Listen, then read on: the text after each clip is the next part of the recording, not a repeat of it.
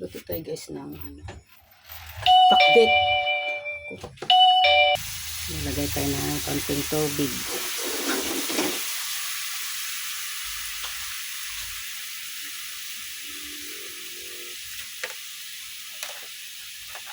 Lutuin natin yung karne guys. Luto tayong ginisang pinakbet.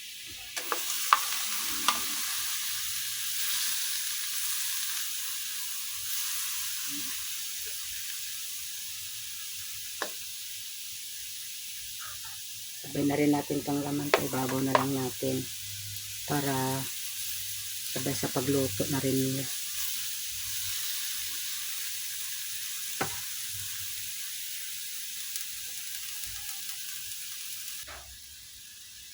Haluin natin.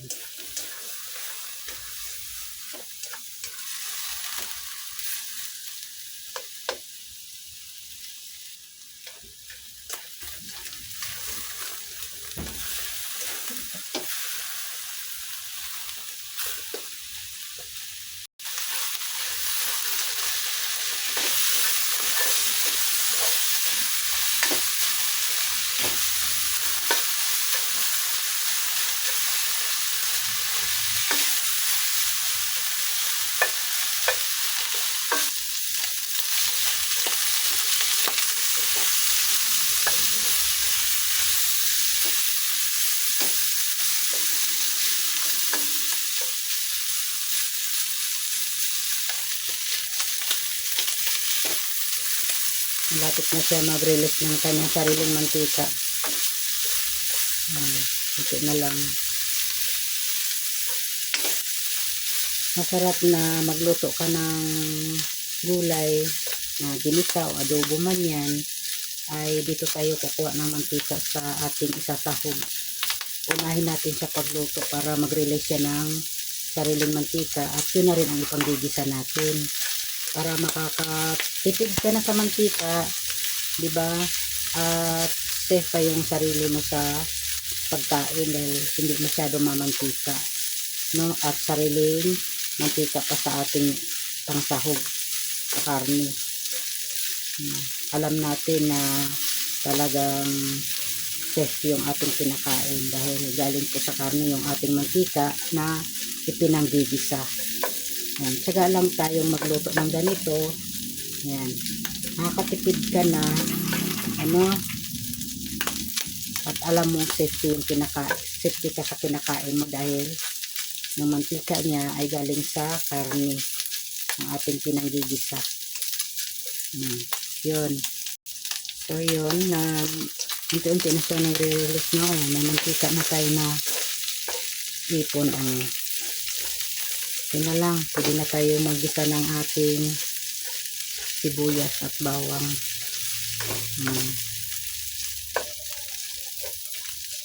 Sakto, pag na golden brown na yung ating karne, may mantika na tayong na kuha dito sa ating karne. Yan. Paanin lang natin pa brown brownin pa natin. Yan, pwede na tayo maggisa. May mantika na tayo nakuha sa ating karne. Yan, pwede na. Makapag-gisa-gisa na tayo yan.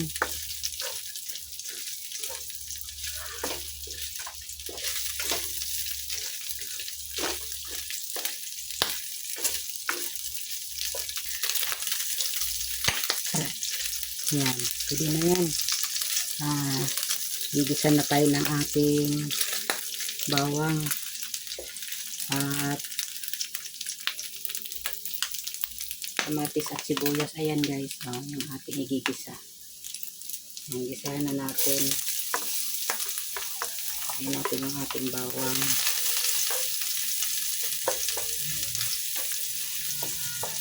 Masarap sa gulay kapag sariling mantika ng karne ang ating panggisa. Lagyan na natin yung ating sibuyas. Malagay na rin natin yung ating mga gulay na isasahog natin dito. Kamatis.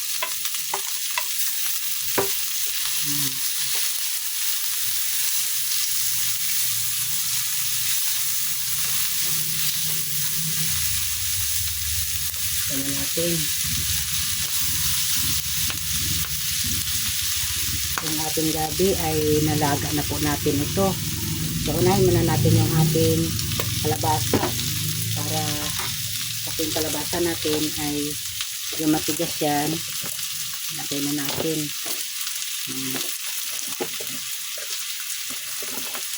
Ay, pinakit yung ating lulutuin ngayon.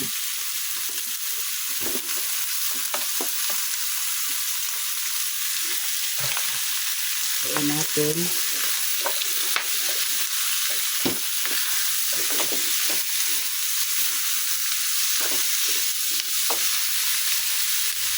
Lagay na rin natin yung ating gabi.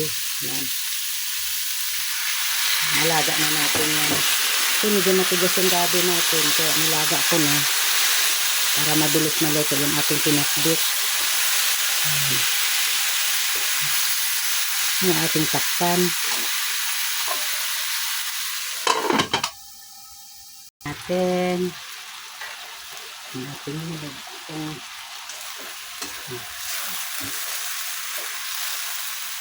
ilagay na natin yung ating sitaw. Sitaw natin. Sabay-sabay na natin yan. Yung okra at talong.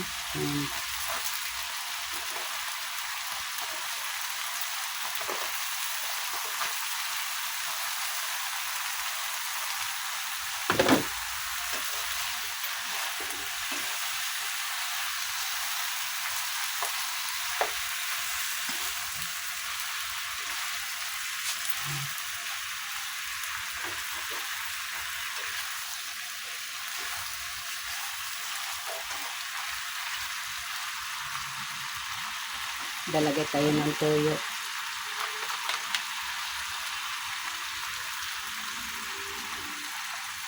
Tapos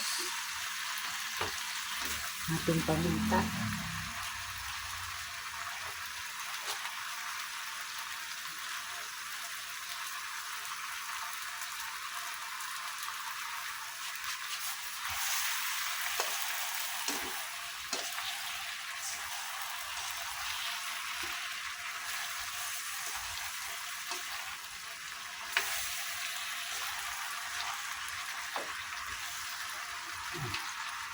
Pa natin.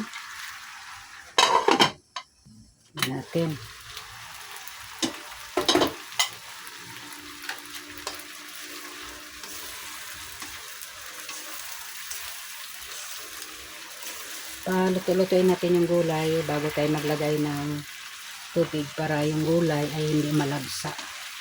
Dahil naman siya masusunog guys kasi matubig naman yung ating ibang gulay dyan tulad ng talong.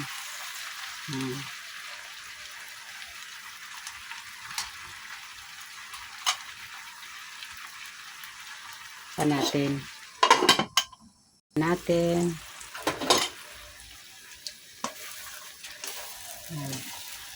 Tubig yung ating talong.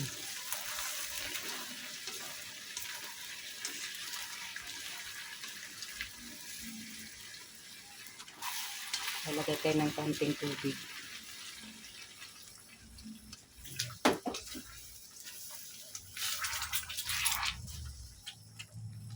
Sarap, maraming talong, kalabasa. Tapos maglalagay tayo ng yan gabi para maglapot yung ating pinakbit. Yan ang ko dyan. Na kailangan maglagay ka ng secret na mga ingredients nyo para maglapot. Gabi lang sapat na. Kaya kailangan maglalagay ako kasi yan ang gusto ko. Gabi. So, maglagay tayo ng kaunting asin. Balance dun sa nilagay nating toyo. Kunti lang para naman magbabalance yung ating lasa ng ating gulay. Ayan. Kunti lang. Maglalagay pa tayo ng kaunting patis para masarap yung ating niluto.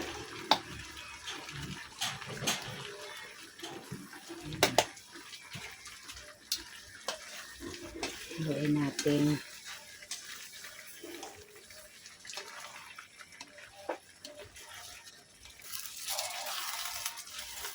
So, yung lalim is lang yan. pa natin.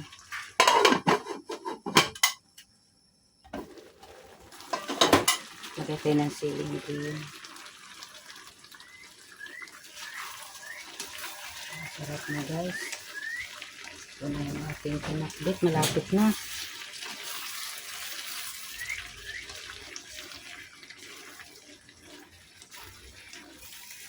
Ang pinakbit na may konting sabaw-sabaw. Magantay ng konti pa para masabaw-sabaw yung ating pinakbit. Yan. So yan guys, luto na yung ating pinakbit. Na, okay na to. Ito na, maraming salamat sa inyong panonood. Kain na. Pwede na. Thank you.